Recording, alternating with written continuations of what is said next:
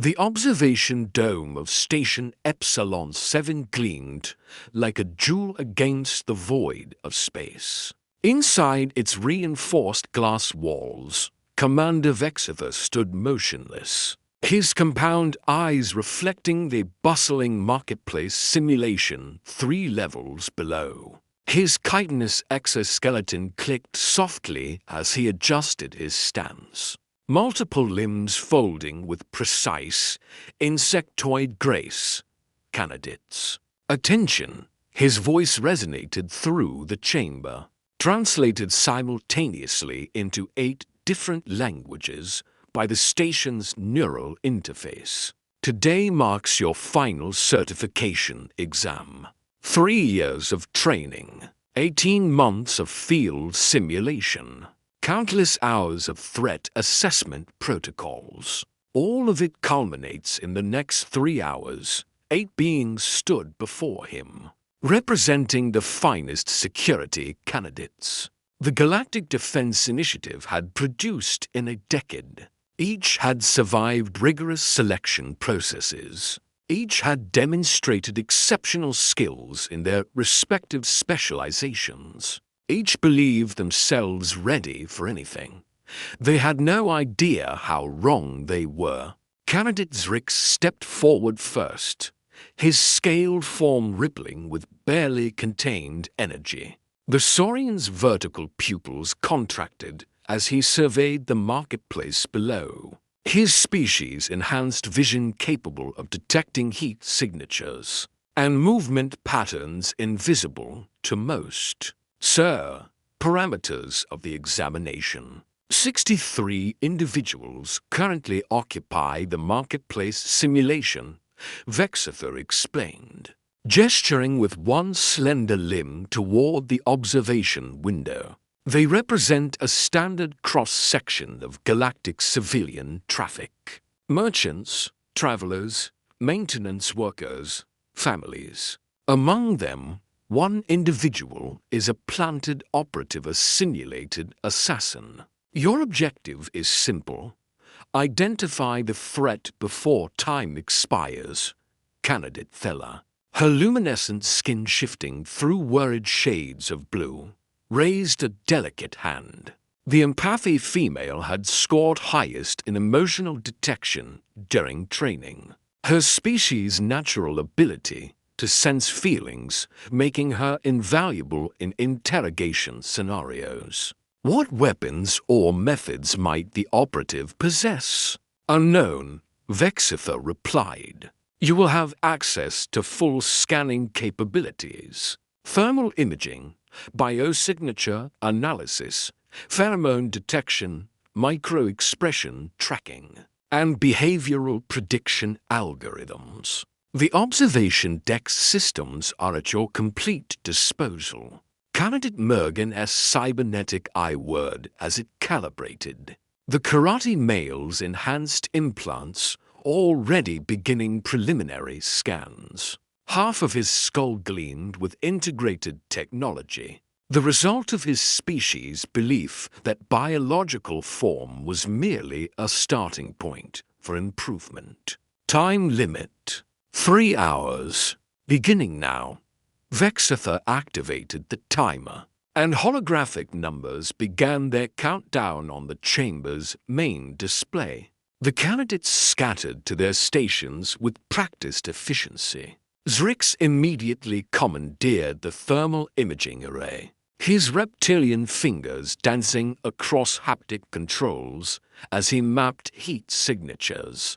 Throughout the marketplace, Thella settled into the empathic resonance chair, closing her eyes as she extended her consciousness downward, tasting the emotional landscape of the crowd below.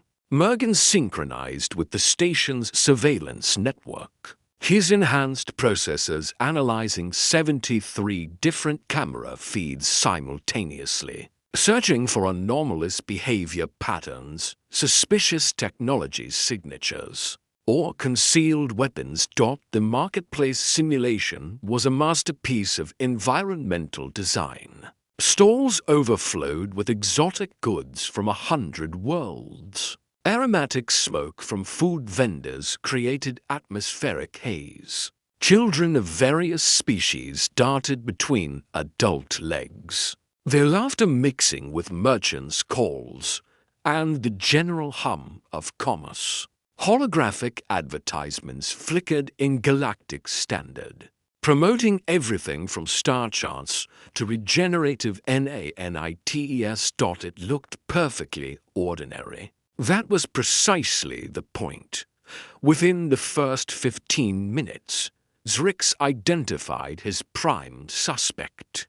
Dravix male, coordinates 7 Mark 18, he announced, highlighting the individual on the main display, armed with what appears to be plasma pistols to visible, possibly more concealed, military-grade equipment, heart rate elevated. He's been scanning exit points every 47 seconds. The figure in question was impossible to miss, standing nearly 7 feet tall. The Dravix mercenary wore combat-rated armor beneath a traveling cloak. That did little to conceal his bulk. Weapon grips protruded obviously from his belt.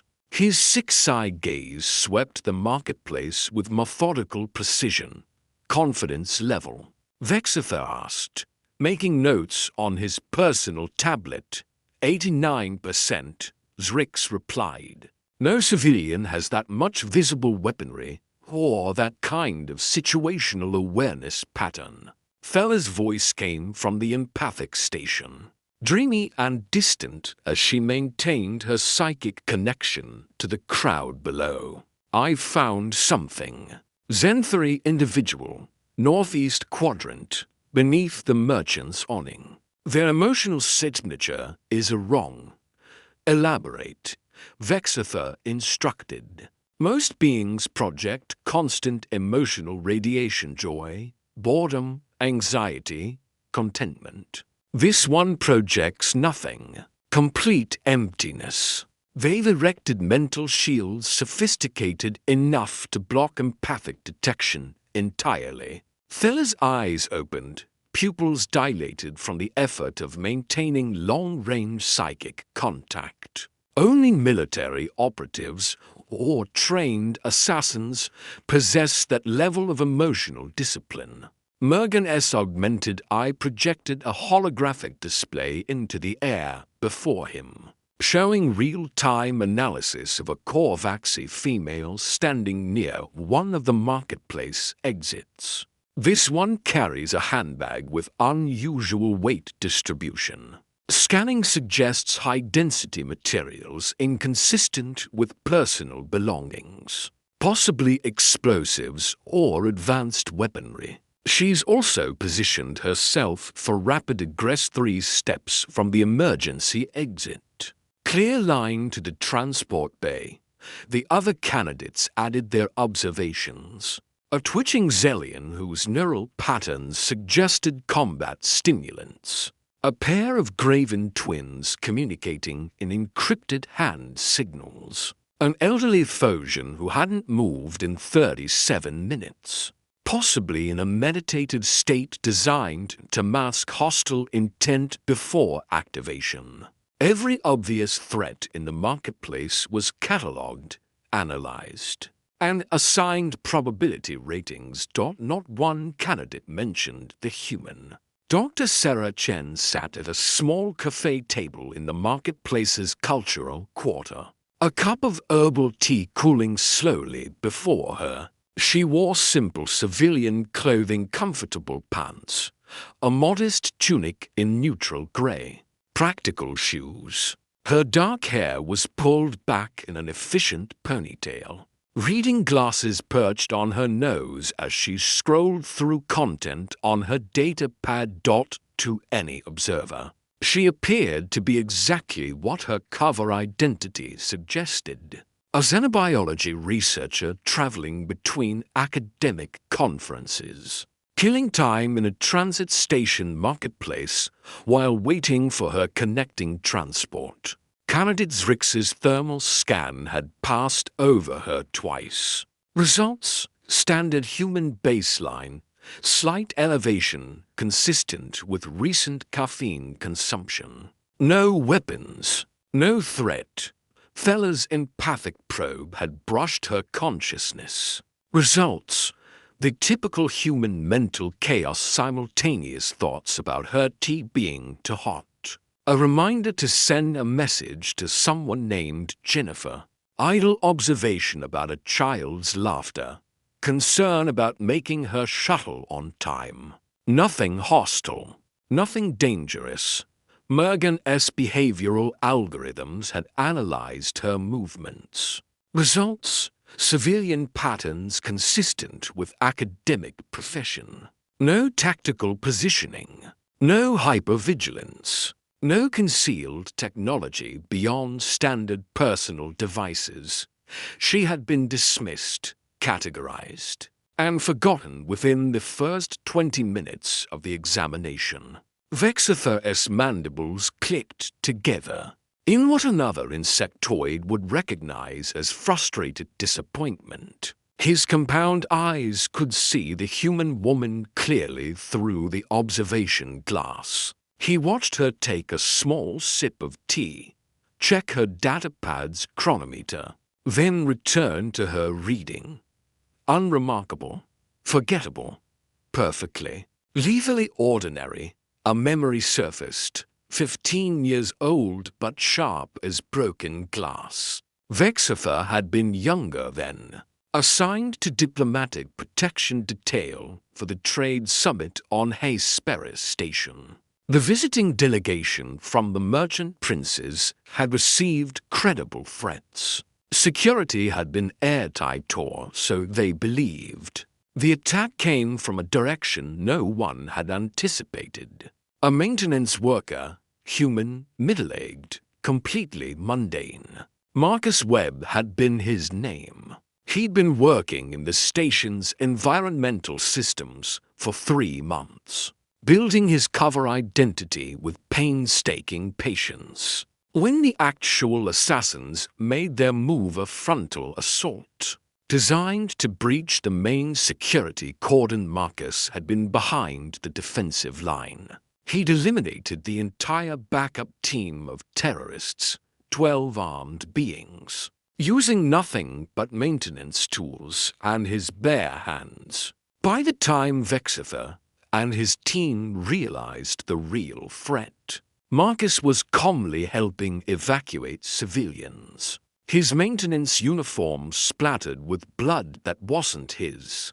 The investigation revealed that Marcus had mapped every security protocol, identified every weakness, and positioned himself perfectly to exploit them all. He'd done it while appearing to be nothing more than a slightly tired human who fixed air recyclers and complained about the station's coffee.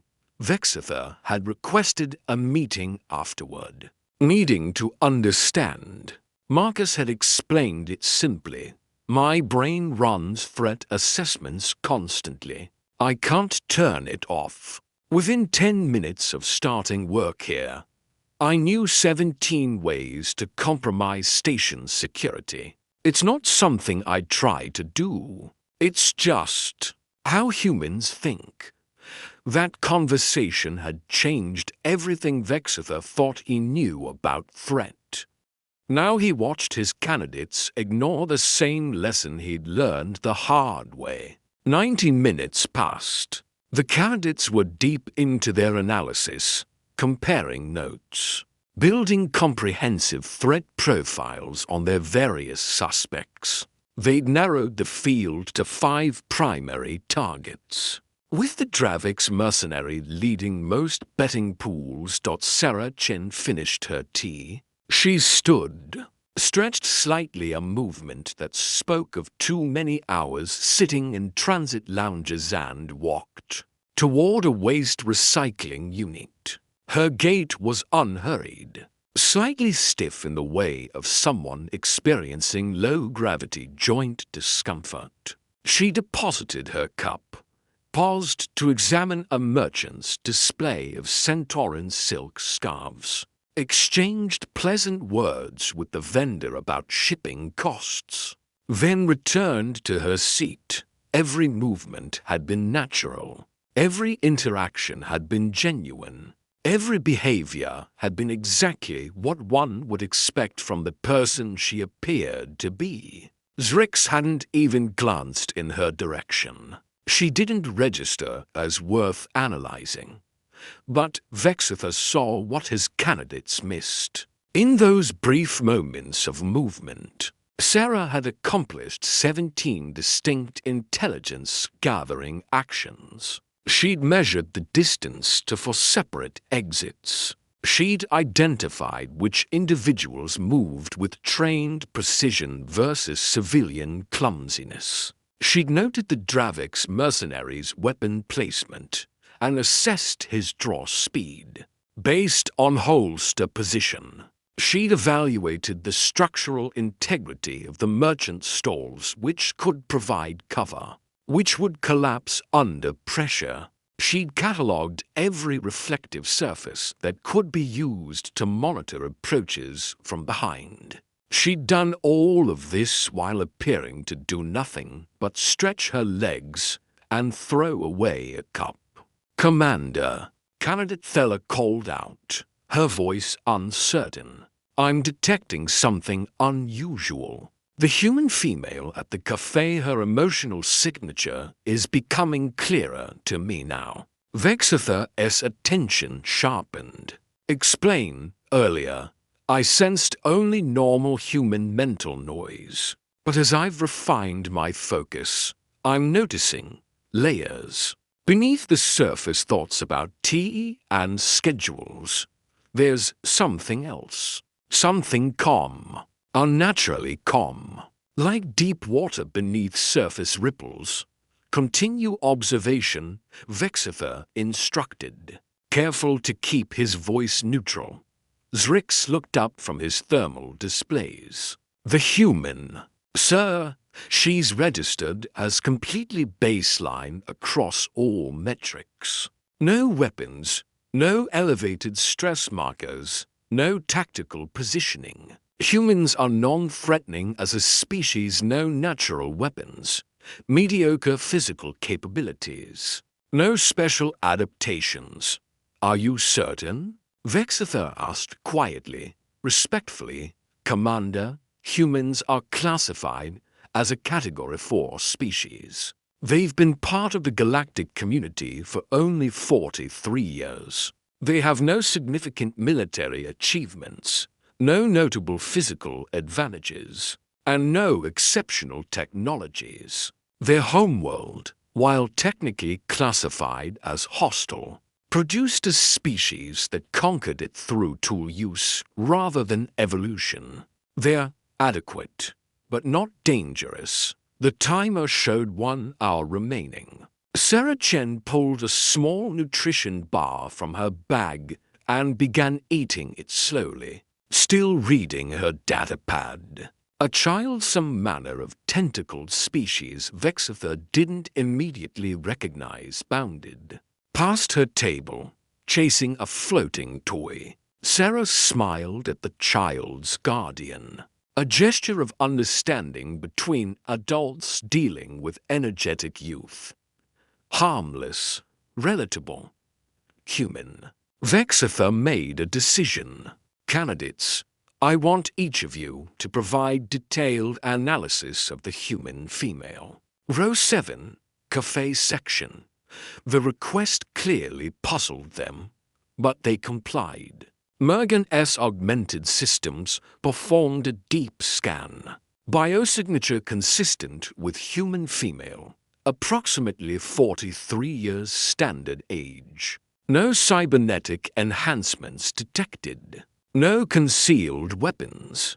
Heart rate 64 beats per minute, well within normal resting range for her species. Respiration steady. No micro-expressions suggesting deception or stress. She appears to be reading an article about deep space archaeological discoveries. Educational content, not tactical information. Thella concentrated, focusing her empathic senses specifically on the human. Her emotional state is complicated. Humans are always complicated. I sense mild boredom. Slight physical discomfort probably from sitting too long and general contentment. There's also, she paused, struggling to articulate what she felt. There's a quality of constant awareness, like she's thinking about multiple things simultaneously. But that's normal for humans. Their minds don't have the clean, sequential thought patterns most species possess. Zrix reviewed his thermal data specifically for the human's position.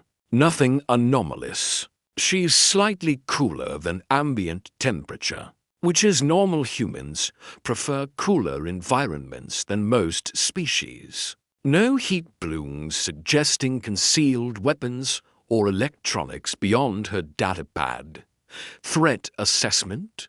Vexitha pressed. Negligible, sir, Mergen stated with confidence. If I had to assign a numerical value, perhaps 5%. That's accounting only for the fact that any sentient being could potentially become dangerous under specific circumstances.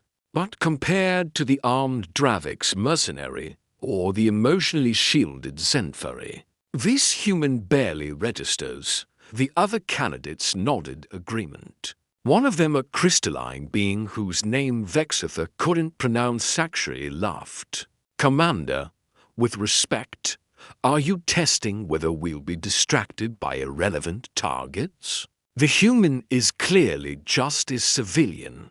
Vexitha said nothing. He simply returned his attention to the observation window.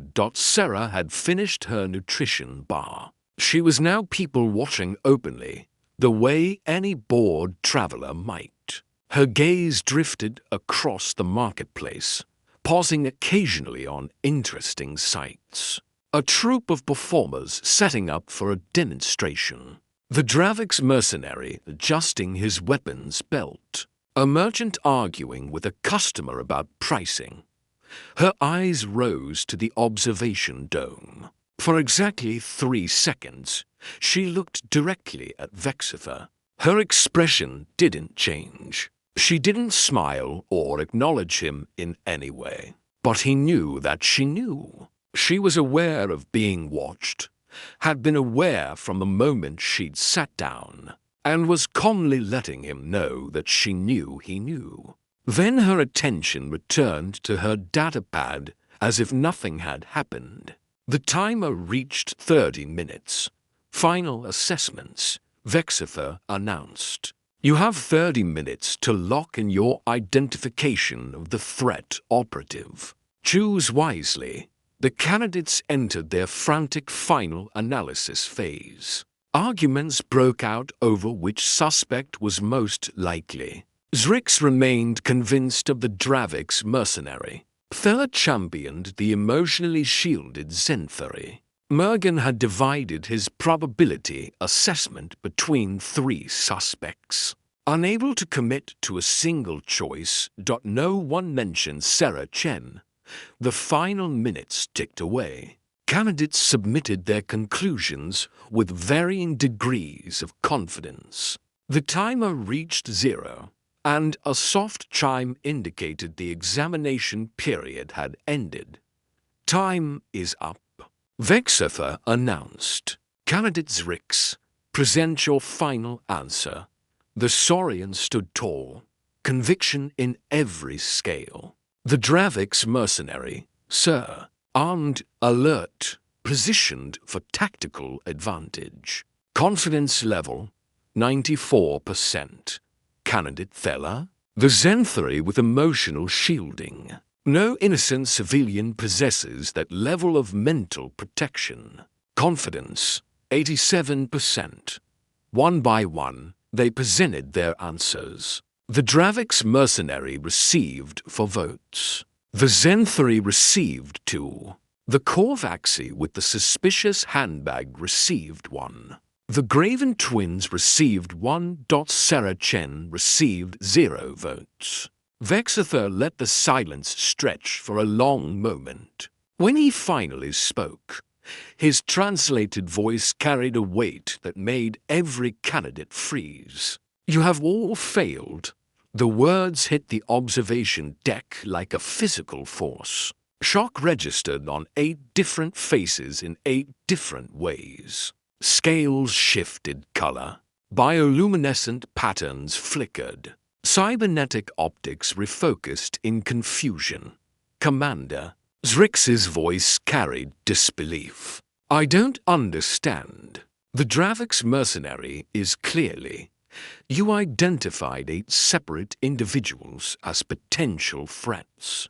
Vexither interrupted. "You deployed sophisticated scanning technology. You utilized species-specific advantages. You followed your training protocols precisely, and every single one of you missed the most dangerous being in that marketplace." He activated the communication system linking to the simulation below. His voice echoed through the marketplace's speakers. "Exercise concluded. All assets stand down." The Dravix mercenary immediately relaxed, his aggressive posture melting into something casual. He removed his visible weapons and set them carefully on a nearby bench. The Zenthari with the emotional shielding pulled back their hood, revealing a young trainee with a communication device in their ear. The Korvaxi opened her suspicious handbag, showing it contained nothing but training weights designed to create false scanner readings. One by one, every threat the candidates had identified revealed themselves as planted actors, part of the training scenario. And then Sarah Chen stood. Her transformation was subtle but absolute. The slightly tired academic vanished. What remained was something harder, more focused. She didn't move aggressively. She didn't reach for weapons that didn't exist. She simply stood with a quality of absolute certainty. That changed the entire atmosphere. "Exercise concluded," she said, her voice carrying clear authority. "All operatives report to debriefing station Alpha." Every actor in the marketplace, 17 individuals the candidates had identified as threats, plus 46 they dismissed as civilians, responded immediately. They were all working for her.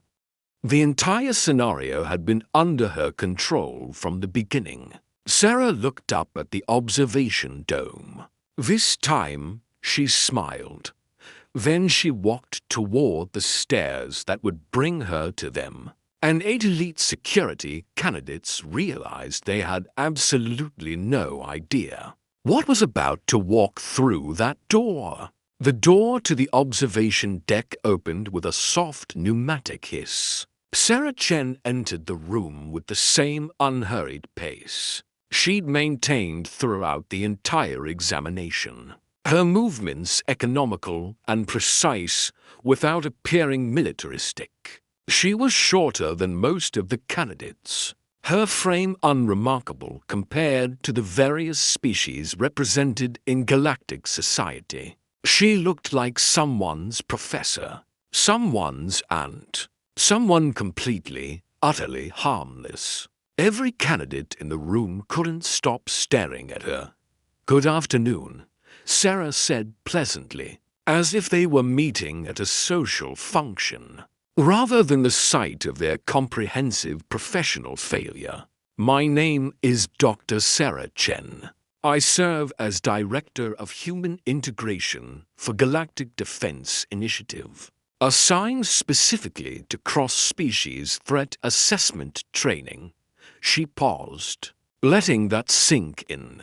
"I've been observing your examination from the beginning." Candidate Mergen's cybernetic eye word, running rapid analysis. "You were the threat, the planted operative." "No," Sarah corrected gently. "I was the evaluator. The scenario was inverted. Your task was to find me. My task was to determine if any of you possess the cognitive flexibility necessary for advanced security work.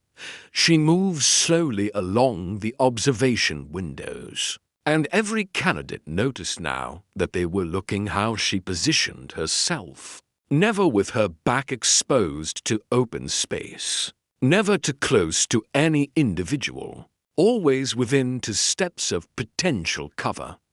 You identified numerous threats, Sarah continued. Armed mercenaries, shielded operatives, suspicious technology. All valid concerns under normal circumstances. But you missed the fundamental principle of advanced threat assessment. She turned to face them fully. The most dangerous predators don't advertise their nature. Zrix's scales flushed with embarrassment and frustration. Our scans showed nothing. Your biology registered as baseline human. No weapons, no tactical equipment, no elevated stress markers. How were we supposed to identify you as a threat when you presented no threat indicators? Sarah's smile was kind but unyielding. By understanding what humans are, she walked to the central holographic display and pulled up Earth's planetary data. The blue and green world rotated slowly, looking peaceful and inviting from orbit. My homeworld is classified as a Class 9 death world. Does anyone know what that means? Candidate Thella spoke up, her bioluminescent skin still displaying anxious purple hues. Class 9 designation indicates extreme environmental hostility, high predator density, dramatic climate variations, toxic elements in the ecosystem, and elevated radiation from the primary star. Correct, Sarah confirmed. Earth has 16 distinct climate zones, ranging from frozen wastelands to scorching deserts. We have predators that hunt in packs with sophisticated coordination. We have plants that evolved toxins to prevent being eaten. We have insects that can kill with a single sting. Our oceans contain creatures that can swallow a human whole. Our weather systems produce storms powerful enough to level cities. She let the planetary image rotate. And standing beneath that deadly sun, with no natural armor, no venom, no claws or fangs, no telepathic abilities, and no innate physical superiority, humans became the dominant species. Do you know how we accomplished that? The candidates were silent. Pattern recognition, Sarah answered her own question. We developed the ability to see dangers before they manifested, to read the environment for threats, to predict what might happen based on subtle cues that other species couldn't process. She tapped her temple. The human brain runs constant threat assessment algorithms. We can't turn them off. They operate below conscious awareness, processing thousands of data points simultaneously. Mergen leaned forward, his analytical nature engaged despite his failure. Parallel processing. That's what candidate Thella detected, multiple thought streams occurring simultaneously. Exactly. Sarah confirmed. While I was reading that article about archaeology, my subconscious was also cataloging every individual in that marketplace. I noted movement patterns, identified potential weapons in the environment, calculated response times, and mapped optimal escape routes. I wasn't trying to do this. It happens automatically, the same way your species' hearts beat without conscious instruction. She pulled up the marketplace security footage on the main display. The recording showed her sitting at the cafe, apparently doing nothing but reading. Let me show you what you missed. Sarah began narrating her own actions. and the candidates watched in growing horror as she revealed the reality beneath the mundane surface. Timestamp 9:14. I enter the marketplace and pause for 3 seconds at the entrance. During that pause, I identified all 7 exits, noted the positions of security cameras, registered the Dravix mercenary as obvious bait, and selected this cafe table specifically because it provides clear sight lines. 2 for approach vectors while placing my back to a solid wall. The footage showed her casual walk to the table, appearing to be nothing more than someone looking for a place to sit. Timestamp 9:17. While ordering tea, I engaged the vendor in conversation about Centauran spices. During this interaction, I established rapport, confirmed she was a genuine civilian rather than a plant, and identified the ceramic teapot as a potential improvised weapon. Fill it with hot liquid and it becomes an effective thrown projectile or close quarters striking implement. Candidate Zrix made a strangled sound. She'd weaponized a teapot without even thinking about it. Timestamp 9:23. A child of, I believe, Veluxian heritage, ran past my table. I smiled at the child's guardian. This served 3 purposes. It reinforced my civilian cover. It established me as non-threatening to the guardian's protective instincts, and it gave me a clear view of the guardian's physical capabilities, in case they became a factor in a hostile scenario. Sarah advanced the footage to where she'd stood and walked to the waste recycler. Timestamp 10:41. I disposed of my empty cup. Watch my path. The candidates watched. They'd seen this before and thought nothing of it. Now, with Sarah's narration, they saw something else entirely. I walked 12 steps. In those 12 steps, I passed within striking range of 4 individuals.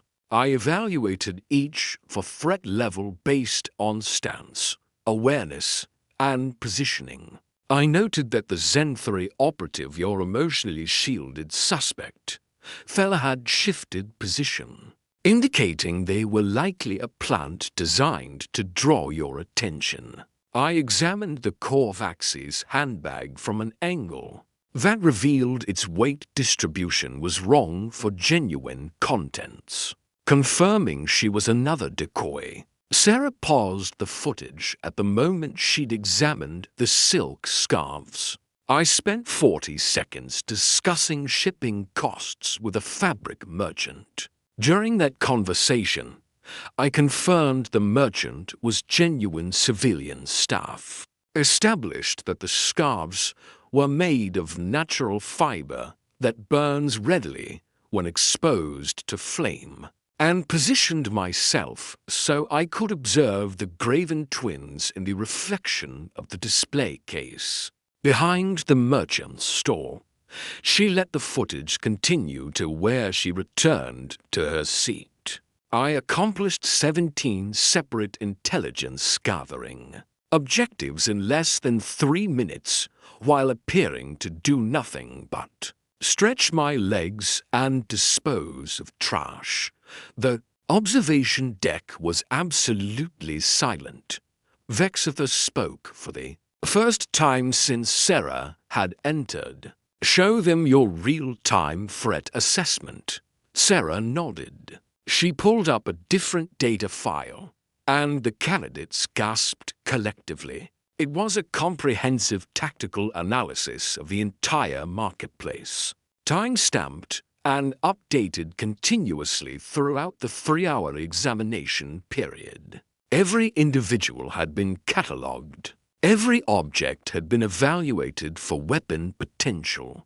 Every structural element had been assessed for cover value. Exit routes were mapped with alternate paths highlighted in case primary routes became compromised. Security response times were calculated based on camera positions and estimated patrol patterns. It was a military-grade intelligence analysis, and she'd compiled it while drinking tea and reading about ancient precursor ruins. "This is what humans do," Sarah explained quietly. "Every human you will ever meet, civilian or military, is running some version of this analysis constantly. We assess threats without conscious thought. We identify escape routes automatically. We evaluate everyone we meet for potential danger or potential alliance." Candidate Theller's voice trembled slightly. "That sounds exhausting. How do you function normally if you're always preparing for violence?" Sarah's expression softened. "It is exhausting. Humans have the highest rates of anxiety disorders among all galactic species. For exactly this reason, our brains never truly rest. We're always watching, always preparing, always aware on some level that something might be coming to kill us." She smiled sadly. 10,000 years of civilization hasn't erased these instincts. We just learned to hide them better. She walked to the center of the room, and for the first time, she let the mask drop completely. The change was subtle, but fundamental. Her posture shifted fractionally, not into an aggressive stance, but into something that radiated controlled readiness. Her eyes, which had been warm and approachable, became flat and evaluative. The pleasant expression faded, replaced by neutral assessment. Every candidate in the room felt it. The presence of a predator. "This is what you missed," Sarah said, her voice unchanged, but somehow carrying more weight. "This is what I hide every moment of every day when I interact with other species. Because if I showed you what humans actually are, you'd never trust us. You'd fear us. And fear makes poor foundation for cooperation." She held their gaze, each candidate in turn. "Right now, I'm aware that candidate Zrix is positioned 3.2 meters away at an angle that would require me to pivot 17 degrees to address him as a threat. I know that candidate Mergen's cybernetic eye has weak points at the interface junction that could be exploited with precise pressure. I know that candidate Theller, despite her empathic abilities, has thin bone structure typical of her species and would be vulnerable to any impact-based attack." The candidates shifted uncomfortably. "I know that Commander Vexither is standing with his primary manipulator limbs folded, which would add 0.4 seconds to his reaction time if he needed to draw a weapon. I know there are 17 objects in this observation deck that could be used as improvised weapons, and I've already decided which 3 offer the best combination of reach and impact force." Sarah's voice remained calm, almost clinical. "I'm not telling you this to threaten you. I'm telling you this so you understand that every human processes this information constantly. It's not training. It's not military conditioning. It's instinct that evolved over millions of years on a world that tried very, very hard to kill us." Then, like switching off a light, she let the pleasant mask return. She smiled, and suddenly she was just a middle-aged academic again, slightly tired, completely harmless. The transition was so smooth, so complete, that several candidates actually flinched. "That," Vexither said from his position by the window, "is why you failed. You looked for threats that matched your preconceptions. Armed individuals, shielded operatives, suspicious technology. You never considered that the greatest threat might look like someone who couldn't possibly be dangerous. He moved to stand beside Sarah, his insectoid form towering over her smaller human frame. The visual contrast was stark, the obviously alien warrior next to the ordinary human woman. 15 years ago, Vexither continued, I witnessed a human operative named Marcus Webb eliminate 12 armed terrorists. Using nothing but maintenance tools and environmental awareness, he had been working deep cover for 3 months, playing the role of a station maintenance worker so perfectly that even advanced background checks didn't flag him. When the attack came, he was behind our security cordon. He neutralized the entire backup team before we even realized they existed. The commander's mandibles clicked thoughtfully. I asked him afterward how he'd done it. He told me that humans can't help but plan for violence. They see the world as a collection of potential weapons and potential threats. They can hold pleasant conversations while simultaneously calculating how to defeat everyone in the room. It's not malice, it's survival instinct that never turns off. Sarah nodded.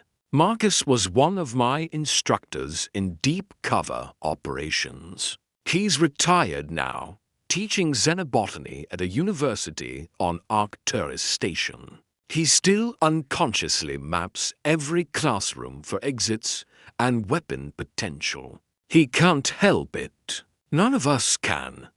Mergen's analytical processors were working overtime, re-evaluating everything he thought he knew. If humans are constantly assessing threats and planning for violence, why aren't you considered dangerous species? Why are you classified as Category 4 instead of a higher threat level? Because, Sarah answered, we're also the species that runs into burning buildings to save strangers. We form emotional bonds with creatures that could kill us. We actually keep predators as pets in our homes.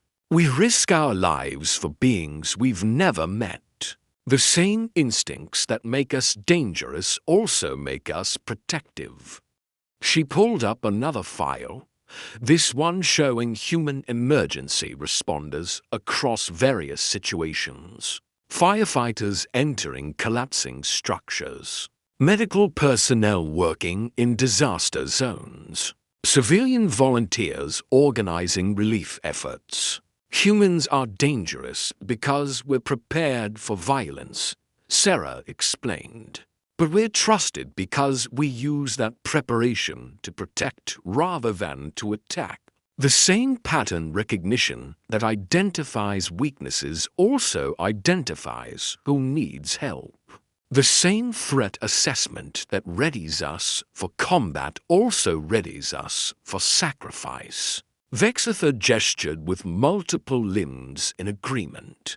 Carol Briggs, Marcus Webb's predecessor, and one of the first human operatives, integrated into galactic defense, could have killed everyone in the facility where we were being held prisoner. Instead, she risked her life to extract 6 strangers from a species she'd known for less than a standard year. She nearly died protecting us. That's the paradox of humans, Sarah said. We're walking contradictions. We're gentle and we're dangerous. We're anxious and we're brave. We're paranoid and we're trusting.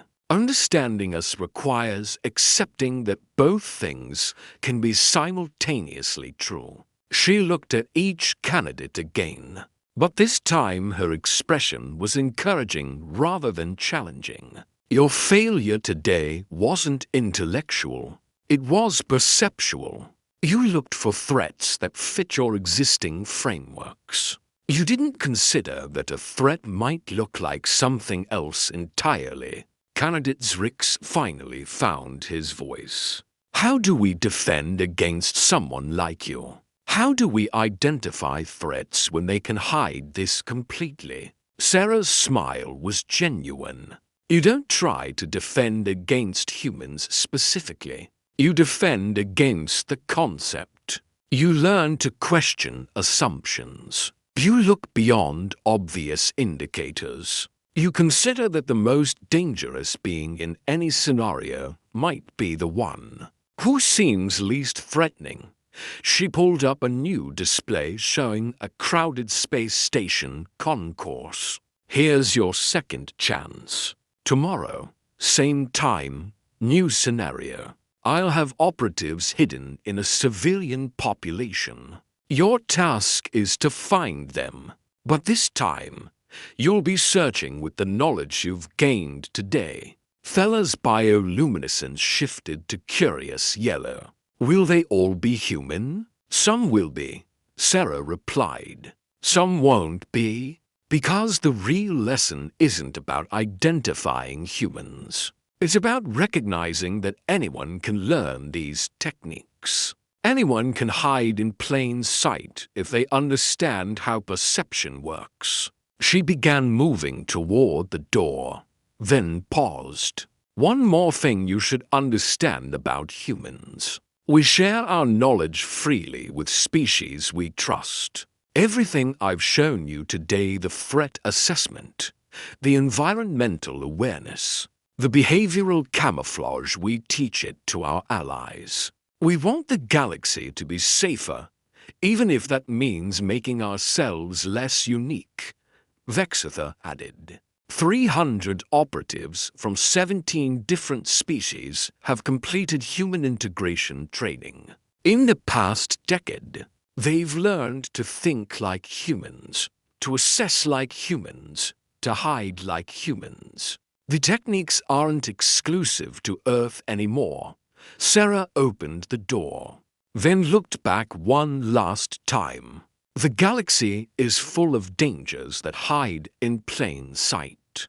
Infiltrators, saboteurs, agents of hostile civilizations. If you can learn to see them the way humans see them, you'll be better protectors of the species who depend on you. She left, the door closing behind her with a soft hiss. The candidates stood in stunned silence for a long moment. Finally, Mergen voiced what they were all thinking. I want to learn everything she knows.